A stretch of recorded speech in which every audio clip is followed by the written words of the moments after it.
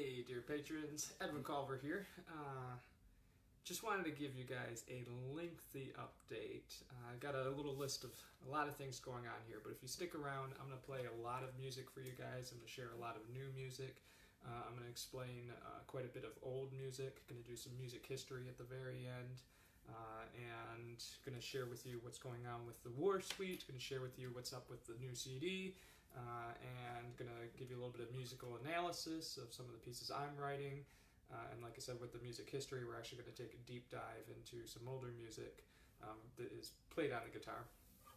So quite a lengthy agenda. What inspired this video today is quite a few people have been asking me, hey, why haven't you been charging us on Patreon the last couple months? And the reason I haven't been charging people on Patreon is because I just felt like I wasn't delivering enough content. So this is going to be a lengthy video. I'm going to just hopefully deliver a lot of stuff that you guys enjoy in this video. It might be in 2 parts. But I will charge for this one so that we can keep this momentum going. And I can get your feedback on what else you'd like to see and that sort of thing. You may have seen my recent video a couple days ago called My New Music Manifesto. And what's going on is I am getting ready to test a lot of different things to just find that sweet spot of what serves you guys the best, what you guys really enjoy the most, and how I can just double down on that and give you more of it. I have some suspicions just from feedback that people have left me. But I really want to just serve you guys the best and want to serve you the best through this music. And so before we jump into this, let me grab a drink of water. Gonna be lengthy. Got my big Fiji water here today. And if at any point here you have questions or anything, leave a question down in the comments below. I'd love to make this a dialogue just like my live concerts, that sort of thing. But I think the first thing a lot of people are still asking me about is the new CD. So what's going on there is still waiting for artwork. Got some artwork for the second single that's going to be coming off of it. You guys just keep seeing in the Patreon posts right now that there's a little kind of secretive post that keeps popping up that says there's a new single coming out. And if you watch the image, over the next few days, that image is going to keep fading and fading until you finally see the artwork for the new single. So that is coming out May 9th. I think it's May 9th. You have to double check for me. Check it out on the posts as they come out on Patreon. So waiting on the artwork for that, but soon, I promise. And again, every patron, you guys receive a copy for free, just being my patrons and for coming along this journey with me so far. A few of you have ordered extra copies, so if the others, if you'd like to order extra copies to give as a gift, just put a comment below. I might stick the pre-order link in there still. You can get extra copies, but this has been a learning process too for me. There's a lot of moving pieces that go into creating a CD, so not only did I have to get over the fear and the nervousness of playing in the studio, much less being able to play the pieces accurately in the studio.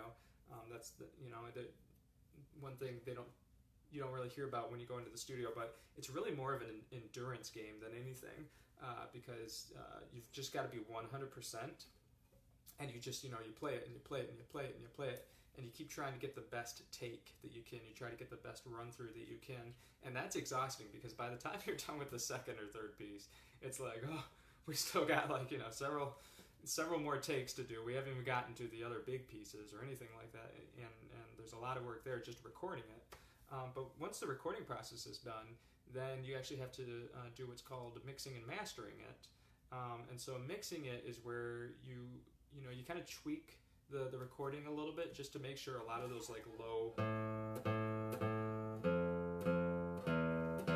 low bass notes are real punchy and kind of have some nice low end that really kind of gets to you, but you don't want that low end to be so loud that you can't hear the high end, right? So you're making all these tweaks, and maybe sometime I can show you how that all works. with the knobs and stuff. I think is really fascinating stuff. If you'd like to learn more about how we mix classical guitar music, let me know in the comments, and maybe I'll make a separate video just on that topic. But once after you mix it, then you got to master it. Which again, the idea behind mastering it then is making it really shine and sparkle. Really making the sound of the recording kind of just stop you in your tracks if you hear it. And I think on a really nice pair of speakers, I think I would kind of turn the corner to go back into the mixing room, and I was like, man, this sounds nice. This sounds nice. But you got to make sure it's going to work on all sorts of speakers. You got to make sure it works on someone's, really old Buick Century, really just cruddy speakers, and you want to make sure it's going to sound great on hi-fi speakers as well. So there's all sorts of just tons of little tweaks that have to be made. But it's a cool process. It's an exciting process, and it's coming along. So that part's almost done. Once you have it all mixed and mastered and everything like that, then I've got it. I've been getting the artwork taken care of. Had some photos taken. If you're following me on Facebook as well, you may have seen the new photo. Kind of my official, my branding's kind of changing a little bit, kind of going a little bit more serious, a little more modern, refined, edgy. I still want to keep the urban style though, so that's where that's going right now. But I had to do a couple photos for that. You saw the new photo on Patreon that's going to be most likely used as the cover. We just going to add some more text to that. Once that's done, I'm still getting the actual insert designed. I've drafted what I want to say inside of the CD when you open it up. So there's little explanations of each piece, but kind of a matter of I gotta shorten them a little bit so that they all fit on the little CD insert on the inside. So there's gonna be little descriptions, kind of telling the stories behind the pieces, that sort of thing. When that's finished, then I get all those files together and I gotta send them to the printers. And the printers will make, I can order them in bulk, hundreds or, probably get 100 or 200 of these CDs to start off with, and we'll see how quickly they sell. Already made a few dozen pre-sales, so that's exciting. We're already, pretty close to breaking even on it, so it's good. So that's where the new CD's at. I'm kind of ready for it to be finished and over. Like I said, there's a lot of moving parts, but soon. Until then, my new music manifesto. In that video, I talked a lot about how I'm going to be trying new things. I know you guys have asked a lot for more music history videos, and I have been sluggish on doing them because it's a lot of time and research and work. But now I'm getting into a groove of being able to put content together kind of like these live videos, and may also be working with some other musicians, bringing them on, or being on their channels and sharing stuff like that, where we bounce off of each other. But if you have any questions, pretty soon here, we might make it the part 2 of this video.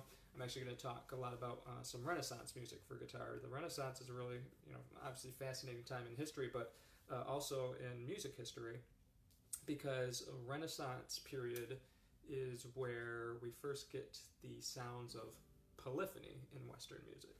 So a little background before the Renaissance period, in music we kind of think of, let me go left to right for you guys. In music, we have several different periods. So kind of the earliest, the oldest, we call the ancient period, right? And that's the ancient Romans and the ancient Greeks. And unfortunately, we don't know a ton about their music. They actually weren't writing down very much music. They were playing it all the time. They kind of in stories and that sort of thing, they talk about playing it. And obviously we have poems and the lyrics to songs. But they never really wrote down the notation for how to play the notes themselves on their instruments. There's still tons of stuff to talk about there, and there are little examples of music that's been written during the ancient periods. So eventually I want to do a series where I just go through every period of music history and explain what was going on. But that's, where we kind of say music history started was in this ancient period. Then after the ancient period, we have the medieval period. And the medieval period, at least in Western history, this is when we have the rise of Christianity, the Catholic Church, and that sort of thing. And this is where you start to hear a lot of that music that's called Gregorian chant, which is all a cappella, and they kind of go, oh, oh, oh. I can't sing, but you get my point. And I'll talk about why they're doing that, why they're singing on one syllable like that. There's a fancy word called melisma, where they kind of sing on Deo, and there's actually some pretty cool, like, there's symbolism, numerology going into that stuff. There's a reason behind the madness why they do that, and it's really gorgeous music when you stop to listen to it. But right around that time, towards the end, well, I don't know about the end, but kind of the bridge, because you've got the ancient period, you've got the medieval period, and then the Renaissance period. And so in this bridge area between the medieval period going into the Renaissance period, the music really starts to change, and they start to introduce this concept called polyphony. So polyphony starts in the medieval period, but polyphony really reaches its height in the Renaissance period. And I'm going to play some Renaissance period pieces later in this video to give you some examples. But when you get to the Renaissance period, you've got kind of these power struggles, and in the medieval period, the Pope was kind of saying, hey, we need to classify everything. We need to classify this music. Everybody's spreading out so much, and the lyrics are changing. It's kind of like a massive game of telephone. The lyrics are changing, the melodies are changing. We want to keep this music pure and holy, so we're going to have some rules and some guidelines about how you write it. And that one of the big things that you couldn't do in sacred music during the medieval period, so that's this middle period, the medieval period, was you couldn't include instruments. They were considered to be, instruments were considered instruments to be used by pagans and that sort of thing. So couldn't really use those. That's why we hear these Gregorian chants all the time, and there's usually never any instruments. But by the time the Renaissance period's rolling around, you've got people kind of far away from Rome who are, they've been doing their own thing. They've been using instruments. And especially in England, we actually start to see the rise of what's called the lute, which is kind of one of the earliest ancestors of the guitar. Maybe when I go back in